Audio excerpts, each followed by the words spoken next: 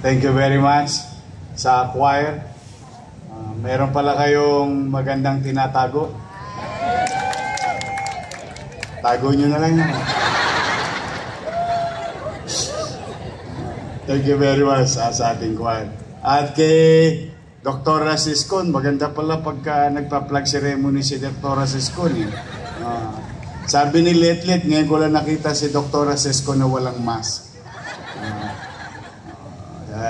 Si Dr. Siskon, I would like to inform everyone here, she is the head of the infectious disease ng Santa Ana.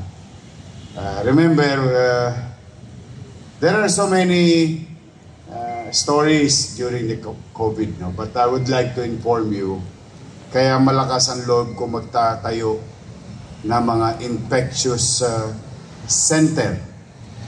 In fact, modesty aside, it was the city of Manila with regard to hospital setting to put up the first COVID infectious disease center sa isang floor natin sa Santa Ana Hospital.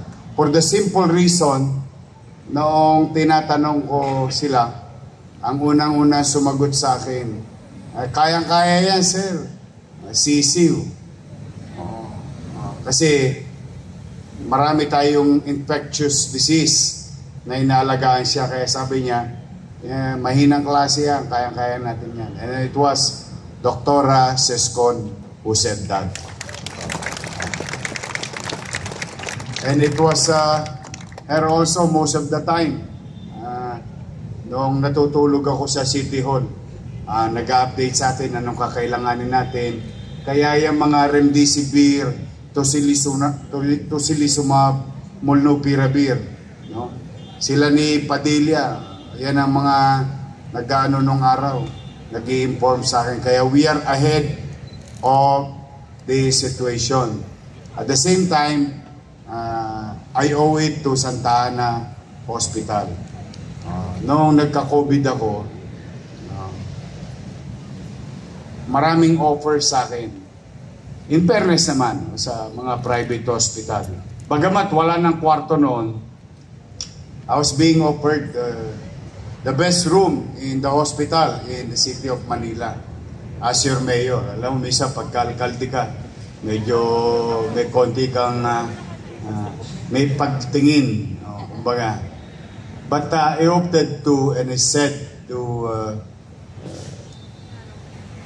them na, no, I will stay in Santa Ana Hospital.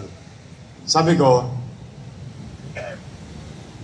anong mukha ko sa Maynila na ipapakita kung yung mismong pasilidad na itinatag natin, hindi ko gagamitin bilang isang COVID patient.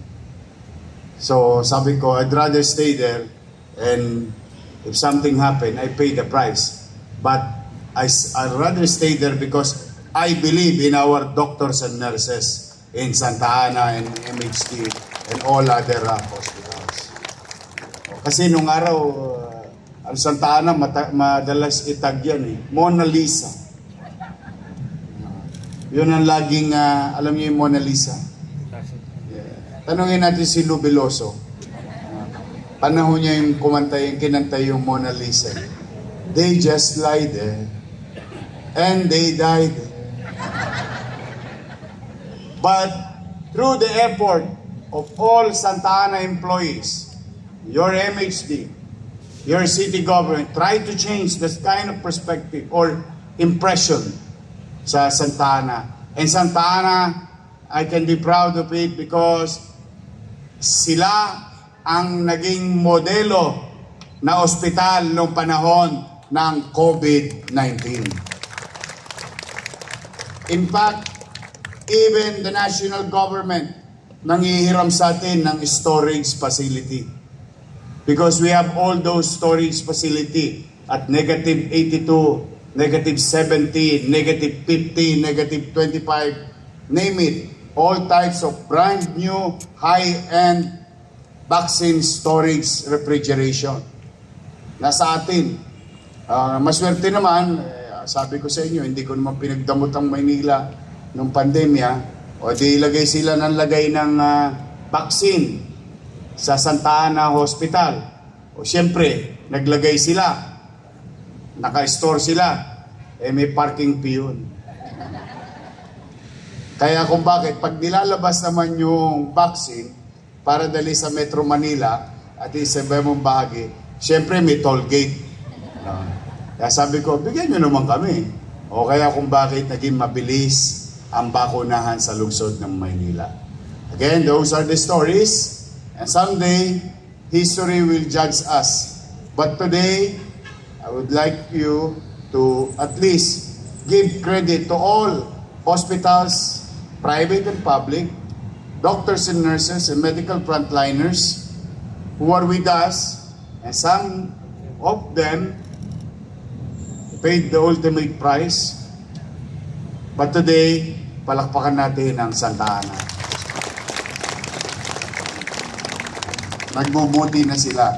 Huwag kayong mag-alala. At totoo yung sinabi ni Director Tan, lagi na rin po silang nakangiti. Alam mo, tao, hindi mo naman pwedeng pasinungalingan. It's always about the people, no? Yung experience nila. So, to each and every one of you, good morning! Good morning! And I would like to welcome Office of Extension Community Service, Iris Manila Director, Heriberto Astorga Jr. Sir? Dr. Heriberto pala. Dr. And Dr. Maria Rod Dinaga, Dean, College of Hospitality, Tourism Management, Iris, Manila. Faculty members, hospitality and tourism students. And speaking of students, mga UDM. Yung mga UDM, wala pa yatang sok pa. Masyado pang maga. Mamaya, sasaya na yung mga yan. Madadali nila yung 2 buwan nila. I'm happy for them. Nakasingil ulit si City Administrator, Warte Quintos. Kaya, sabi ko sa inyo, hand to mouth. Pag may lumatag, chicha. Ganun lang tayo. And to the Bureau of Fire, yung Bureau of Fire, yung kanilang allowance din, yung 386 na Bureau of Fire. So, 2 na lang ang hindi pa tumatama. PWD, saka solo parent na lang. May awa ang Diyos. I still have 60 days to end before the end of the year. God will provide. To our Manila Youth Bureau Director, John Daniel Lino, congratulations. Most Outstanding Local Youth Development Office. Ayan, lola mo, panalo. Come here. Proud of you. Director Lino, early achievement is to register almost or more than 1,000 youth organization. You are striking within your...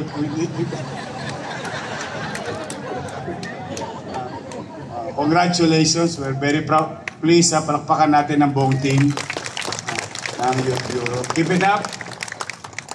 To everyone, see, kapag nagbuti kayo, ay talagang kikilalanin ng mga organisasyon. Nakita nyo yung Santa Ana kanina? So many awards. And I want you to have the same for your team, for your department or bureau. Muli, congrats. Ingat ka. Huwag lang kabahan. Mahal ko yan eh. So, again, to welcome, halika po kayo, mga taga-Iris. Halika. Sila po ay will re-initiate the Adapt Apart concept or program of Iris. And they're gonna go back to our Arroceros Park to help nurture and adapt to the greeneries, creating more green space in the city. And I hope, sana may awa ang Diyos magtuloy-tuloy ito Sana. Total, kwentuhan lang. Wala naman yad ba to eh. Sana, hopefully 2 years from now, makapag-flag ceremony tayo sa Intramuros Golf Course.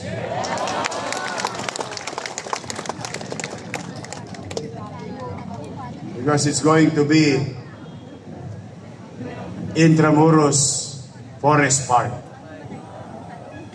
If we are going to be supported by the national government, which President Marcos already made a commitment, we are going to build something not only for ourselves, but for our great-great-grandchildren. That's how it is. Ang talagang makikinabang doon in those kind of open green space, yung mga ninuno natin. Initially tayo, but it would be better for our children and grandchildren and great-great-grandchildren. Katulad ng gustong gawin ng IRIS ngayon, to help the city government to put up more open green space. And that's what we need, especially in this area. And I don't know if some of you been to New York Central Park. And that's what we're going to build there. Our dreams and aspiration. For the meantime, pangarap. Samahan ninyo akong mangarap. But it's moving towards to fulfillment of the dreams. But may awa ang Diyos. Sana nga. Doon sa, ano ba yung poster? Thank you very much sa naglagay ng poster. Thank you very much sa inyo. Tumoskas pa kayo. Sa PWD. Paano? Senior citizen. Nako, senior citizen. I don't know if you heard it noong 24. I signed multiple MOUs with the food chain in the country, and we're going to provide at least thousands of jobs for our senior citizen and PWDs. Thanks to those company at sa ating mga PWD. O ito, teka, naalala ko lang. Tama ba? O.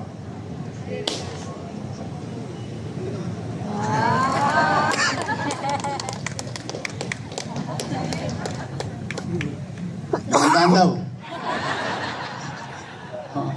Larga na. Sabaw yun. Do your best. Yan ang ibig sabihin nun. Hindi maling anda yun. Mambulig. Larga. But anyway, thanks to our seniors there. And I hope to the PWDs, galingan ninyo. Unti-unti, nagbabalikan ang tiwala sa atin. Kaya sa aking mga kapwa-empleyado, please, do your best. We still have 2 months to reach our goals. Or at least survive. Survive the cost of operation, cost of services.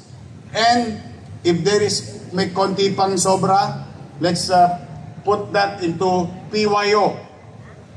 Pinasasarap ko na yung pangalan. PYO, prior years obligation. Para mas masarap pakinggan. Ayoko negative. Madalit salita, utang ng nakaraan. Ganun po ibig sabihin nun. PYO. Pag may konti tayo, sige lang na sige. Pasasamba, magpapang-abot din yun. Sino ba walang utang rito? Taas ang kamay. Kita nyo lahat, nakabali kayo. But that's life. We have to survive. We have obligations. I have obligations to 2 million nighttime population and 3 million daytime population in Manila. You have obligation in your respective offices and bureaus and department. And you have obligation to our people. Kaya tayo nandito, pasweldohin tayo ng taong bayan. Ang trabaho natin, paglingkuran sila in our field of undertakings. So, I want you to excel. And this is another week. Salamat sa Diyos. Another year. I am now 19 years old. Naintindihan nyo na yun. I thank the Lord and I really wish, this is my real wish, that there will be peace on earth. With all what's happening, we're just a pawn in the chessboard. Second, I want the Filipino people among ourselves as Manileño to start loving each other, showing empathy or malasakit man lamang. Because at the end of the day, we may hate each other, but we're gonna see each other in the intersection, in the hallway, or maybe our friends. Life is too short to have full of hatred and toxicity. Wala, we move on. We move on. Let them, alam ko, galit din kayo sa nangyayari, sa ginawa ng ilan sa gobyerno. Lahat tayo galit, no question. But our hate or hatred and anger will never change anything. But what we can change is that maswerte tayo dito, nandito tayo sa Cartilla. Ano meron tayo? Bahagi ng gobyerno. At pagiging bahagi ng gobyerno, may kakayanan tayong magbago ng katatayuan ng ating mamamayan at nasasakupan. So do your thing. Do your job. That's it. Go home with your family. Be safe every day. So that's what I wish for. I wish that we should start loving each other again. Not that kind of love, hindi pang sogo. Yung love talaga as in like we understand each other, more compassionate, more wide, yung sympathetic or empathy to one another. Huwag natin walain yun dahil lamang sa iilan. Stay away from toxic people. Pag toxic, scared ka na. Huwag ka na kasi, alam mo, tama yung sinabi ng mga matatanda sa atin. Ang isang kain ng kamatis, mabulok lang yung isa. At hindi naman kayo nagkahiwa-hiwalay, malamang sa hindi. Bulok na rin kayo. Ganun ang mangyayari sa atin. Let's just stay away with those things. Para hindi kumunot ang mga noon ninyo. Sayang naman yung Natasha. Inuhulugan nyo pa yun. Meron pa ba gano'n nung 1980? Wala na, cash na. Meron pa. Inuhulugan yun eh. Naalala ko yung Everbelena nung araw eh. Those are the things. Sayang eh. Ipinagaganda mo ang sarili mo. O pinababango mo ang sarili mo. Kasi gusto mo maaliwalas ang outlook mo. Pag nakita ka ng ibang tao, yung yummy ka, alam mo yung ang sarap mong kasama, masarap kang kabanding. Di ba yun ang gusto mong feeling? Kaya inaayos mo ang sarili mo at presentable ang sarili mo. And yet, you'll be surrounded by toxic people. Stay away from them. Your life will move on without them. Yeah. Tama ba? Tama. Mag-iingat kayo. Basta yun ang wish ko. Wala na ako ibang wish. I have so many things to thank the Lord. I have nothing, came from nothing. Nothing to ask for. Whatever it is with me, salamat sa Diyos. Salamat sa mga tagalusod ng Maynila sa pagkakataong ito. And then let's just do our best to serve our people. Minsan lang tayo dadako sa mundong ito. Mag-iwan na kayo ng marka, na markang susundan, na mga susunod na manggagawa pampubliko ng pamahalang lungsod ng Maynila. And that kind of guy, those steps, sana nasa mabuting tahaki. So mag-iingat kayo. Enjoy the rest of the week. Enjoy the rest of your time working for people. Put a smile in your face. Open your heart. At maging masaya tayo ngayong linggong to dahil tayo ay may trabaho. Ingat kayo. I love you. Magandang umaga. pagpalain nawa kayo ng buong may kapal. Manila! God first. Thank you.